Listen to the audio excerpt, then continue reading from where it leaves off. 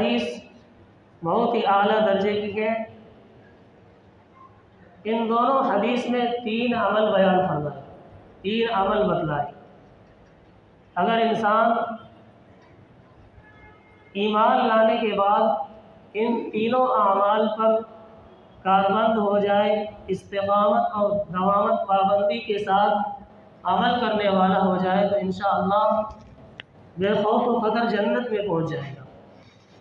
پہلی حدیث کا مضمون ہے اعبدوا الرحمن واطعموا الطعام وافشوا السلام تدخلوا الجنۃ بسلام۔ اللہ کے نبی صلی اللہ علیہ وسلم نے 3 نیک کاموں کی طرف ہدایت فرمائی اور ان کے کرنے والوں کو جنت کی بشارت دی۔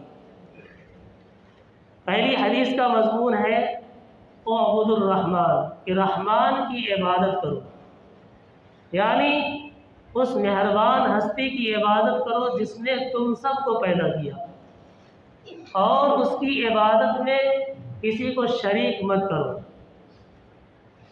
عبادت کہتے ہیں اپنی پوری طاقت اللہ تعالیٰ کی مکمل اطاعت اور فرما برداری میں لگا دے، مکمل اطاعت فرما برداری میں صرف کر دے، اور اللہ تعالیٰ کے خوف و نظر کے پیش نظر اپنے آپ کو نافرمانی اور گناہوں سے بچائے۔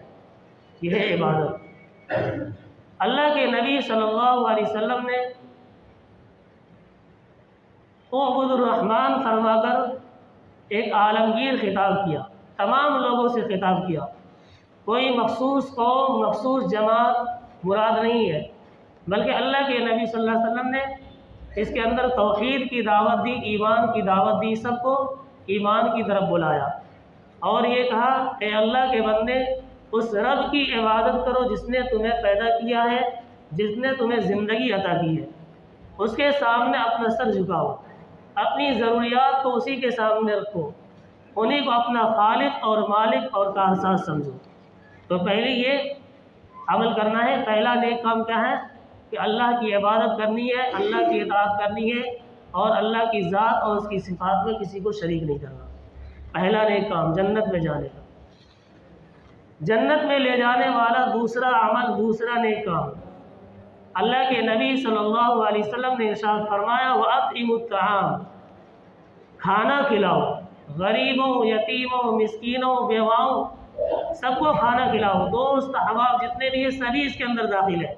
یہ اخلاقیات میں سے ہم ہر کسی کو اس کے اندر خیال رکھیں، کھانے پینے کے اندر۔ تو یہ بتایا کہ وَأَطْعِمُوا الطَّعَامَ، کھانا کھلاؤ، دوسری یہ ترغیب دی، ایک دوسرے کو کھانا کھلاؤ۔ اللہ کے نبی صلی اللہ علیہ وسلم نے فقراء مہاجرین کے بارے میں ایک فضیلت بیان کی کہ فقراء مہاجرین قیامت کے دن اغنیاء یعنی مالداروں سے 40 سال پہلے جنت کے اندر داخل ہوں گے۔ تو ہماری شریعت کے اندر غریب اور فقیر کا بڑا خیال رکھا گیا ہے، اور کمزور نادار مسلمان بڑے ہی اعزاز و اکرام کے مستحق ہیں، بڑے ہی بابرکت لوگ ہوتے ہیں۔ اللہ کے نبی صلی اللہ علیہ وسلم نے ان لوگوں میں رہنا پسند کیا ہے۔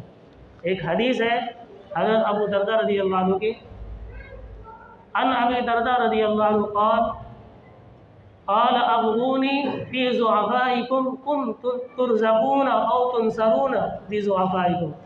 اللہ کے نبی صلی اللہ علیہ وسلم نے ارشاد فرمایا کہ تم لوگ مجھے اپنے کمزور نادار لوگوں میں تلاش کرو، کیونکہ ان کی وجہ سے تمہیں روزی دیا جاتا ہے اور تمہاری مدد کی جاتی ہے تمہارے دشمنوں کے مقابلے میں۔ ان کی وجہ سے جو کمزور نادار غریب مسلمان ہیں ان لوگوں کی برکت سے، اگرچہ دنیا کے اندر بہت سارے ایسے لوگ ملیں گے جو دنیاوی حیثیت کے اعتبار سے دنیا کی نظر میں ان کی کوئی حیثیت نہیں ہے، لیکن اللہ کی نظر میں ان کے بہت اونچا مقام ہوتا ہے۔ اللہ تعالیٰ انہی نیک بندوں کے طفیل میں اس دنیا کو چلا رہا ہے۔ تو دوسرا کیا پیغام دیا کہ کھانا کھلاؤ، ضرورت مند ہو یا بے ضرورت ہو تب بھی کھانا کھلاؤ، کھانا کھلانے کی ایک دوسرے کو ترغیب دو۔ تو دوسرا عمل یہ بتایا جنت کے اندر وَأَطْعِمُوا الطَّعَامَ، کہ کھانا کھلاؤ۔ تیسرا عمل جنت میں لے جانے کا تیسرا عمل بتلایا وَأَفْشُوا السَّلَامَ، سلام کو رواج دو، خوب سلام کرو، کثرت سے سلام کرو، سلام کرنے میں کنجوسی نہ کرو، بخل نہ کرو، سلام کرنے میں پیش قدمی کرو۔ رسول پاک صلی اللہ علیہ وسلم نے ایک حدیث کے اندر فرمایا کہ اللہ تبارک و تعالیٰ کے نزدیک سب سے زیادہ قریب وہ شخص ہے جو سلام کرنے میں پہل کرے، سلام کرنے کی ابتدا کرے۔ اس لیے ہمیں چاہیے کہ جب ہم آپس میں ملیں، چھوٹا بڑے کو سلام کرے، بڑا چھوٹے کو سلام کرے، استاد شاگرد کو سلام کرے، شاگرد استاد کو سلام کرے، ماں باپ اپنی اولاد کو سلام کرے، اولاد اپنے ماں باپ کو سلام کرے، ایک دوسرے کو سلام کرے۔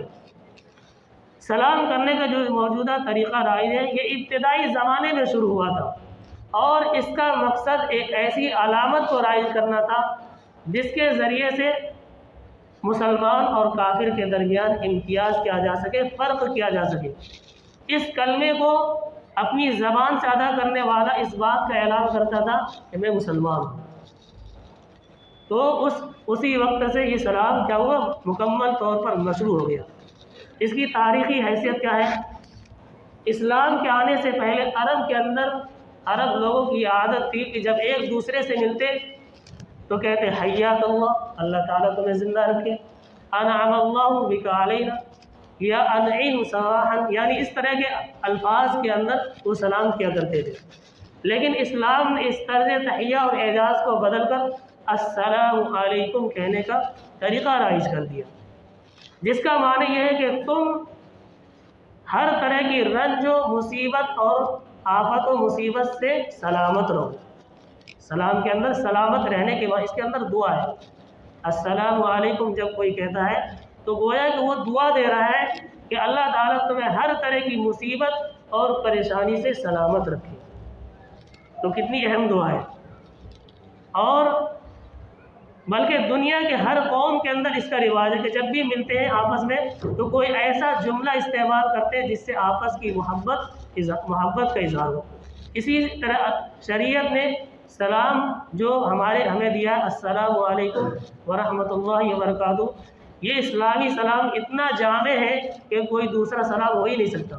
بہت سے لوگ السلام علیکم کہنے کے بجائے خدا حافظ، اللہ تمہیں پتہ نہیں کیا کیا الفاظ کہتے ہیں، خدا حافظ یا اللہ حافظ، بتا اس سے بہتر یہ ہے کہ سلام کرو، کیونکہ سلام کے اندر دعا ہے، اور سلام یہ کیا ہے، حق محبت کے ساتھ ساتھ کیا ہے، ایک عبادت بھی ہے اور دعا بھی ہے۔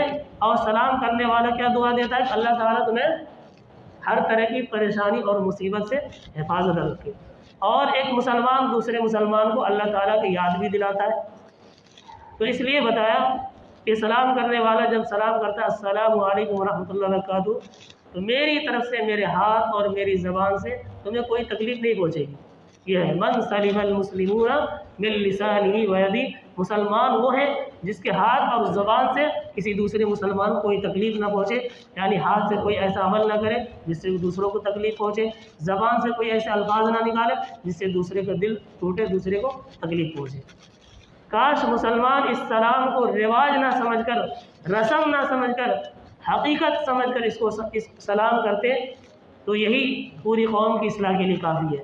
یہی وجہ ہے کہ اللہ کے نبی صلی اللہ علیہ وسلم نے سلام کی بہت تاکید کی ہے، اور یہ فرمایا رسول پاک صلی اللہ علیہ وسلم نے ایک حدیث کے اندر، تم جنت کے اندر داخل نہیں ہو سکتے جب تک کہ تم ایمان نہ لے آؤ، اور تمہارا ایمان کامل مکمل نہیں ہو سکتا جب تک کہ تم آپس میں ایک دوسرے سے محبت نہ کرو۔ اور میں تمہیں ایک ایسا عمل بتلاتا ہوں، اگر تم اس چیز کے اوپر عمل کر لو تمہاری آپس میں بھائی چارگی قائم رہے گی، محبت بڑھے گی، اور وہ کیا ہے السلام علیکم۔ جب بھی کسی سے